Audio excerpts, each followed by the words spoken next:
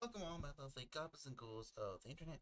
I am Hanyo, your demonic cinephile, and I want to talk about the next episode, no, the recent episode of Mayfair, which is episode 5, season 2, Julien's Victrola, the gramophone.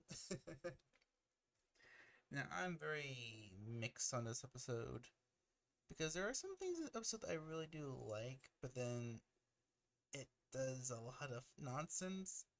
Mostly because the episode takes place in one whole night, and kind of like episode three, yeah, three. It doesn't feel like we made any big progress. Yes, we learned a lot of things, but it doesn't feel like anything really happened this episode. You know, weird. But so the episode picks up as soon as the last one did. Rowan, with the help of Moira, her spirit is able to enter Julien's gramophone. I can't say the other word. And at first, he appears to her as this weak and frail old man who can't do anything. She can't really communicate with him, so she decides to bail out and probably try again later.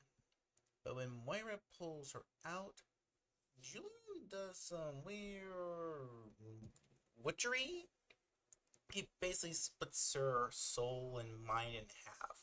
So her intellect, her intelligence, all that biz stays inside the Victrola, while the other half is basically nothing but her emotions and base instincts travel back into the physical world. And first, congratulations, I do want to say about this episode is that I really do like Daddario's performance this episode. How she's able to make the two versions of her character feel, kind of unique, a little bit different. And it's one of the few episodes of this series where she actually can show she can act, but she doesn't really get a lot of chance to do that.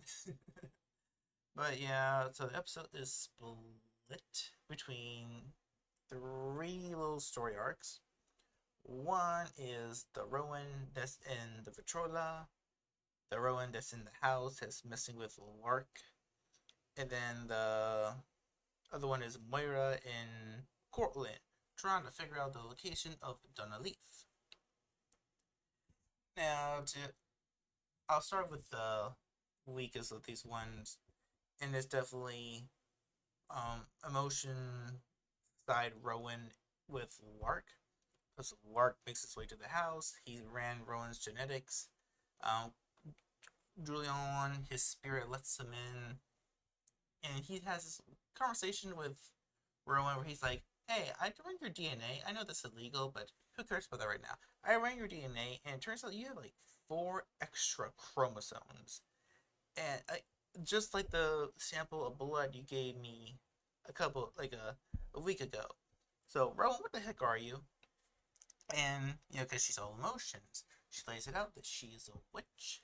She can see inside people's bodies. She tells about the family, tells them about Lasher, and he is surprisingly cool with it. I mean, much more cool than he really should be. He's not freaking out. He's not questioning his sanity. He's not questioning her sanity. I mean, we do see her looking inside his body, figuring out all his wounds throughout the years, and that's kind of cool.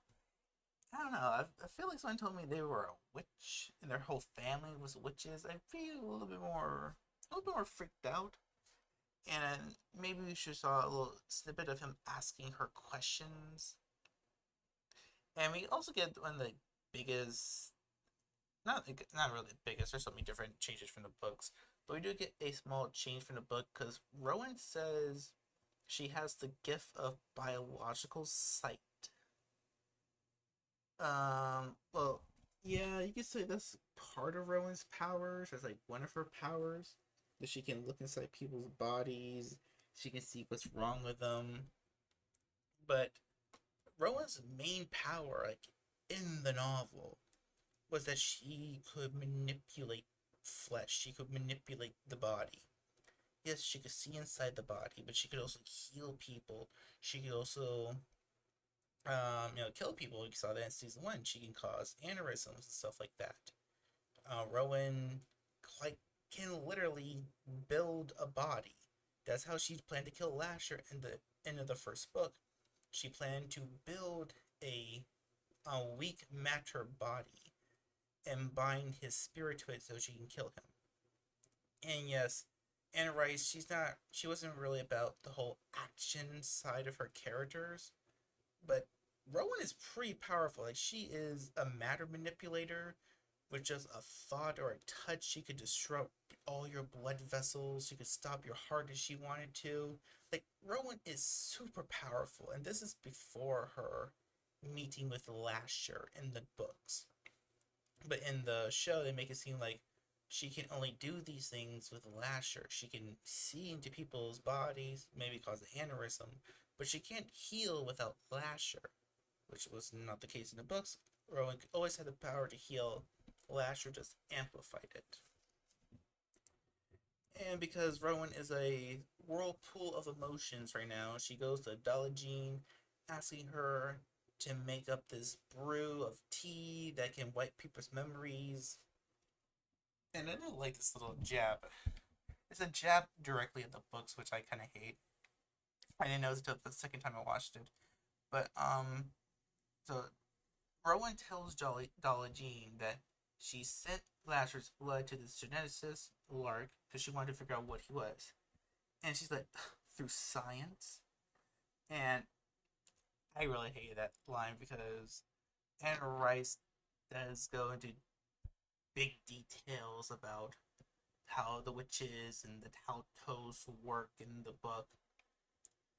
And because while her witches do have like these mystical and psychic abilities, a large part of it is based in your blood, is based in your genes. Anne Rice really does go, I would say, full hard sci-fi, but she does go pretty hard on the genetics. Yeah, this is genetics. You are born a witch. It's in your blood. And you can actually test a witch's blood in a certain way. You can see their extra chromosomes and this and that. And I felt like a weird stab at Anne Rice for some reason. And near the end of this little plotline, Rowan's like, I can't wait for him to forget about this day. And Dodgy's like, this day? Honey, he's gonna forget all about you.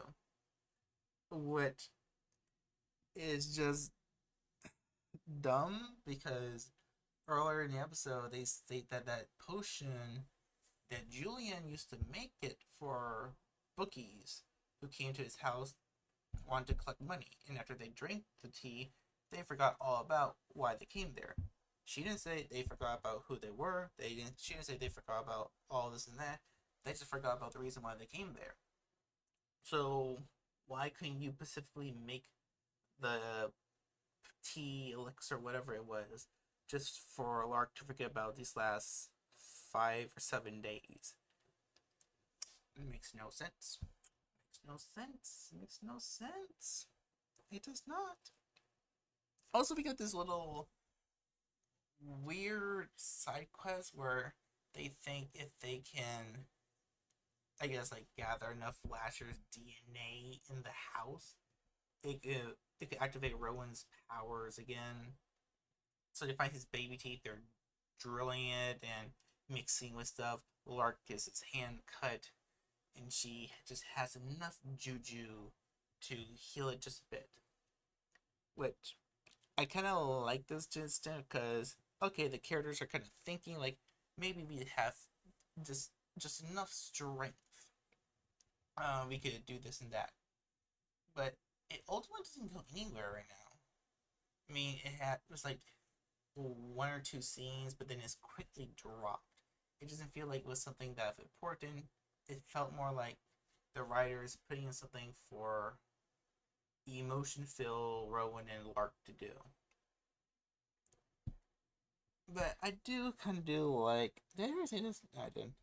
I'm rambling. I like the script. But I do kind of like how the chemistry between Rowan and Lark this episode. Yeah, there's still something about him I don't fully like, but with the emotional Rowan, that's nothing but emotions. I like their little chemistry. I kind of like it. Okay, moving on to the second story of the episode. We have Cortland and Moira, and there she wants to look inside his head, see if he can figure out where a Donna Leaf is. And I do kind of like how they put this together because Julien doesn't, not Julien, Keegan's character names. I'm not sure why. Cortland doesn't really remember what happened. Turns out Julien erased his memories, and Moira, they give him some of Deidre's old medication to kind of, I guess, null his brain or whatever, and that's like sure what Thorazine does. But as he's kind of like in this trance-like state, Moira can enter his mind more, and she can unlock memories. And Cortland, he remembers when he was like 8 or 9. He remembers going to Scotland with Julien. And Julien, he meets this little girl who's taking care of these sheep. And then we see this guy pop up. Now, we learned that this guy is Ian Mayfair, and he is Julien's, I guess, older son that he had in this with his 2 women in Scotland. And Ian shows himself to be a full-on psychopath because Julien gives him and Cortland machetes, having them like a weird competition to kill all these sheep. And Ian just goes right at it. He has a fun time killing the sheep. He even kills a little girl that Cortland probably liked just because Cortland liked her. So we're getting a full-on redemption for Cortland. Not full-on redemption, but we can see how he came about, why he's so like what he was in the first season. It just feels weird because all the characters still feel a little too comfortable around him. But yeah, he was abused. He was groomed to feel this way. But I don't know. I feel like you really want to be next to him. But I really do like how they shot those scenes, though. Harry Hamlin is one of the best actors in the show. How he's described everything's happening to him when he was little. The flashbacks, I like how the flashbacks are from the point of view of the child through their eyes. It's not like regularly filmed. They gave it a nice, great touch. Like that part was actually pretty. I don't say scary. It was freaky. It was a little unnerving. And now we got to the third and final plot line of the show. And one I equally love and hate is when Rowan, who is nothing but intellect or intelligence, is trapped in the Victrola with Julien's spirit. And Julien, okay, I love. Was it Ted Levine? Ted Levine, they got to play Julien. He is fantastic. I love him. Every scene he was in this show, or at least this episode, every scene he was high. Every time he was on screen, he just had my attention. I love the energy he had, the little back and forth he had with Dario. Perfect. It was perfect. I wish he was in this season a bit more. Again, water break. No, I'm not editing this out. And he gives her his. He didn't really fully give her a backstory, but he is being sweet, but also very, very evil. Like, oh yeah, if your other half in the physical world can't figure this out, you're gonna die. And I'm just gonna have some fun. I'm gonna drink some booze. You're welcome to it. I don't really care if you live or die or not. And they kind of get into this weird little pissing contest. Like, Rowan's like, Lasher loves me more. I was his lover, then his mother. I gave him a body. Julian's like, I gave him a body first. And that is true because, like they said in the show, in the books, Lasher would occasionally, not occasionally, like a lot of times, he would possess Julien, take him over. Then when the possession ended, Julien will wake up like in bars and random places with bloody knuckles and stuff in his pocket. And I do like that. I like how Julien talks about the experience with Lasher, like it was almost romantic, which Lasher and Julien did kind of have a very weird, a very weird relationship. Talked about in a second. And then he says this weird thing where he's like, "Oh, your mom, my mother, um, what was her name again? His mother, the Angelique Mayfair or Claudette? Not Claudette. It was. There's so many different Mayfairs. I forgot exactly who Julian's mother was, but they do name her in the show, and that is mother in the book. He said she took him to Scotland and he learned to do this and that, that she was a true old voodoo witch, and she taught him to blah, do all these things. And while that is true in the books, she did do a lot of hardcore witchery with Lasher. It was very different because in the show he says, "Oh, she taught me how to read runes and pray to the old spirits and to draw energies from the planets." You know, basic witchery stuff you see like in the Vampire Diaries, which would have been cool in something like the Vampire Diaries. But this isn't the Vampire Diaries. This is the Mayfair Witches by Anne Rice. In Anne Rice books, witchcraft does not work that way. Witchcraft isn't really praying to spirits and stealing energies. It's mostly psychic and some other superpowers. It's not really voodoo and stuff like that. You can do rituals in the Anne Rice world to help focus your power, but you're not actually getting strength from a deity or anything unless you make a bond with a spirit. So just more fake witchery stuff that they made up for the show. It has nothing to do with the books. It completely changes the books, especially when he mentions the old gods and Rowan says the Tautos, and this got me so I'm not exactly sure how they're going to do with this in the next episodes, but the Tautos are not old gods. The Tautos are.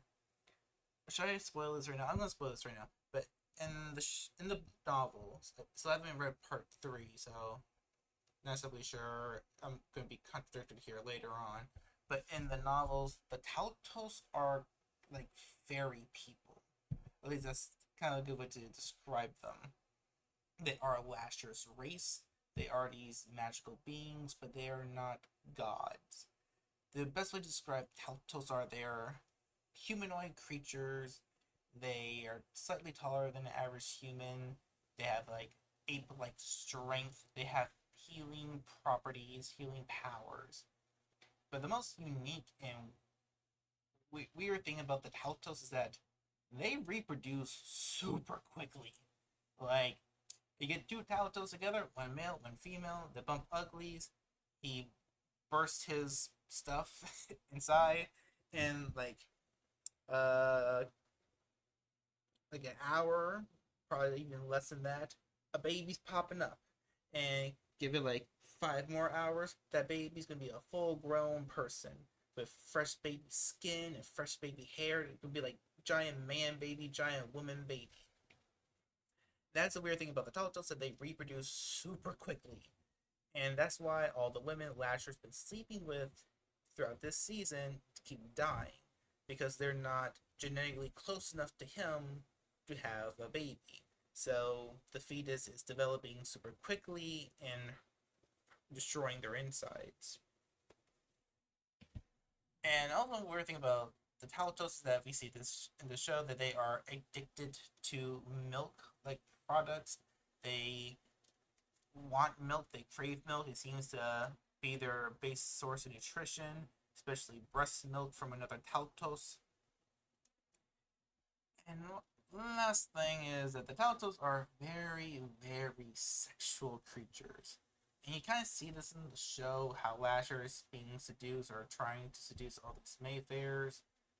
But in the novel, Lasher is like he is tormented with how bad he wants it. It is probably maddening to him. It's one of the reasons why he is how he is. And I'm saying all this because I don't think we're going to get explanations on the Talos later on. If we do, they're going to be very different from the books. But yeah, that is Talos. They're this weird subspecies of humanoid creatures. They're not really. They do have some magical properties, but they're not like fairies. They're not gods. So I'm not exactly sure why they're saying they're the old gods. Maybe Julien thinks Talos are gods, but maybe they'll be proven to show that's not true. And what else with Julien? Besides Ted Levine just being fantastic. Oh yeah, we get this cool little miniaturette of the house in Julien's little pub purgatory thing. And it shows that he can look inside the house, he can see what people are doing, and he can even interact with the house through it, which I thought that was pretty cool. I like the visuals effects on it. It looked really interesting. I kind of wish you could see Julien and Rowan messing with the house in the miniature, it coming true in the real world. I don't know, food for thought. Also, the house isn't really being destroyed in this episode. Because in the last episode, they made a big point that the house is kind of falling apart, probably due to Lasher being so far away. And we do see a little bit of that here when Laura comes in the house. The ceiling starts to fall down next to him, but doesn't happen any time other throughout the episode. I don't know. I thought like, okay, they kind of abandoned that. It's not really popping back up. But eventually, emotion side Rowan, she realizes that she's not feeling well, that she's getting weak, she's gonna die. So she somehow knows, I'm not sure how, that she has to be her own anchor and pull out the other half of her soul that Julien has hostage.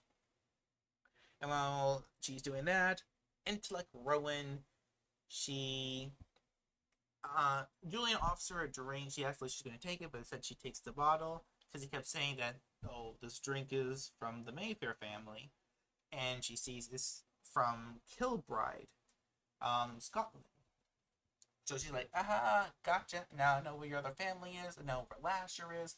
I'm out of here. And the two Rowans reemerge, and I'm not sure how much I'm gonna like this character now. But yeah, like they're like, we're gonna go to Scotland. We're gonna go to Kilbride, which is actually Dunleith. And then we zoom to Dunleith. We see Lasher in his castle. Albrecht is with him. Albrecht's like, yeah, you're gonna love it here. This is your home. I don't feel like I'm home. Oh, I just don't care. You're just having jitters. Then we get to see the all grown up Ian Mayfair. He calls Lasher Ashler. And now that was Lasher's name when he was first born, when he was first alive. He was Ashler. He was named after Saint Ashler. You might get some information on Ashler in the next episode, so I'll keep that to myself for now. But they like, oh, we're getting things ready for the Harvest Festival. Like, just stay here in the room. We'll get you whatever you need. And then they lock him in, so clearly he's a prisoner here. He's not as free to be as they're making a claim. And then Albrecht's like, I really want to see what's going to happen at the ritual. And then Ian slits his throat really good. I love the blood effect. And thank you for killing off Albrecht. I hated this character. I hated his character since the very first time we saw him in season 1. No insult to the actor. He did a decent job. I just couldn't stand it. I couldn't stand it. But yeah, he's dead, and the main was it trio or like 4 characters? I'm not sure. But yeah, everybody's going to Scotland next episode to track down Lasher, Hack Slasher, and do something.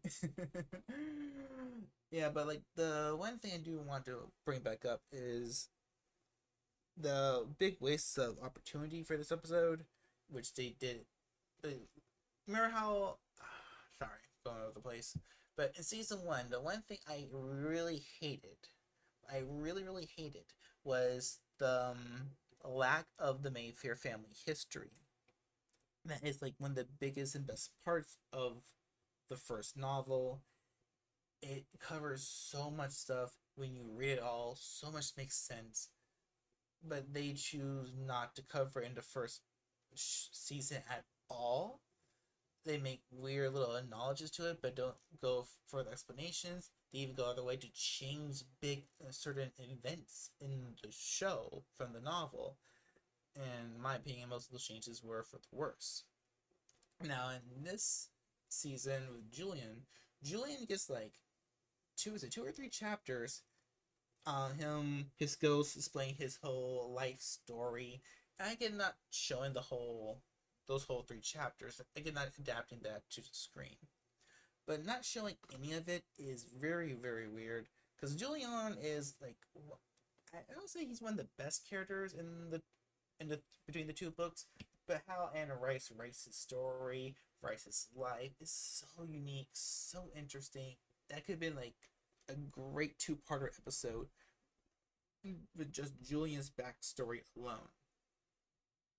And also how they choose not to change a lot of things, like not bring up Marie Claudette. Was it Marie Claudette, who was Julien's grandmother? She was his real teacher, not his mother. She taught him a lot about witchcraft or how to use his abilities. And we don't really see his odd relationship with Lasher, because in the show they make it seem like he's infatuated with Lasher, wants to do anything he can for Lasher, but in the novel he hated Lasher. Yeah, they kind of like had a weird love-hate relationship, but his main goal was to kill Lasher, to get him disconnected from the family forever. In the show they said, oh, you're the one who ripped out Catherine's. What the Catherine? You ripped out Catherine's journal entries about the Taltos. But in the book, Julien wrote everything down he could about Lasher. He learned everything he could about Lasher, learned everything he could know about the Taltos, and that Lasher would be a dangerous if he ever got his physical body. He was convinced that while Lasher did love the Mayfairs, he also hated them because he was basically their slave, and his first thing he would do when he got a body is to kill them all. And there's so much unique ideas for in those journals, and it was it Catherine or was it Mary Beth? Was it Mary Beth? I think it was Mary Beth. Mary Beth burned all of Julien's journals because Lasher told her to. And like, you know, basic things like you know, they changed the journals to make Julien more evil. And that's the thing about this Julien. He is definitely much more an evil, sadistic character. And I'm saying Julien from the novel was a good person. He did a lot of horrible things, but he wasn't really a villain, I guess you could say. And he was a lot. He was very complicated. He had layers like an onion.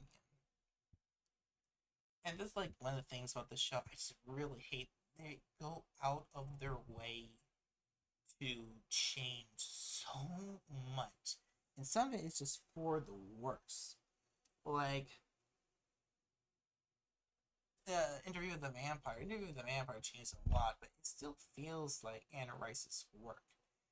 And while they did change some things, they kind of added on and expanded to what she wrote. Like Lestat's abuse, Louis, his family, and all those things. Like, okay, I can see why they thought that, why they changed that, why they add that. Here though, I feel like I really do want to say that the showrunner and the writers, at least most of the writers, really do hate the books because they going out of their way just to change things for no reason, making Julien more of a bastard. For what? What does that do? Making Lasher much more of a sympathetic villain instead of this monster sexual assaulter. Why? Oh, because we need to have a likable, a complicated villain. Rowan in the novel is very, she's very stern, but also insecure. She can come off quite rude and nasty sometimes, and she does a lot of selfish things. But the showrunner in the very first look at the episode, she said she was concerned that people won't like Rowan. Like that's your main thing. You change the character so much because you want the audience to like her, to be interested with her. The cutting out of Rowan and not Rowan, Michael and Aaron. There's no Yuri. Like there's so much of the show that they just changed for no freaking reason. Like Eleven, Ancient Eleven, Evie Eleven. Ancient Eleven was such a unique character from the book. She got this long, cool backstory that Anne Rice likes to give most of her characters. Yeah, and she is Ancient Eleven. She's one of the oldest Mayfairs. She is Julian's granddaughter, I think. But in the show, when we first meet her, she's this young. She looks all young and pretty, and then next episode, she just ages into Ancient Eleven because that's her magic. She can change her appearance, and then she hasn't popped up since. She hasn't popped. She only had like two brief moments last episode, and she's not mentioned here at all. Why even include Ancient Eleven in the show if you're not going to use her? And there's like so much things.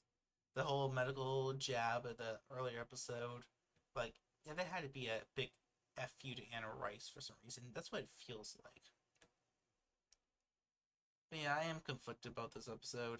I like a lot of the horror elements. I like Ted Levine's acting. He was, even though his character was different from the book.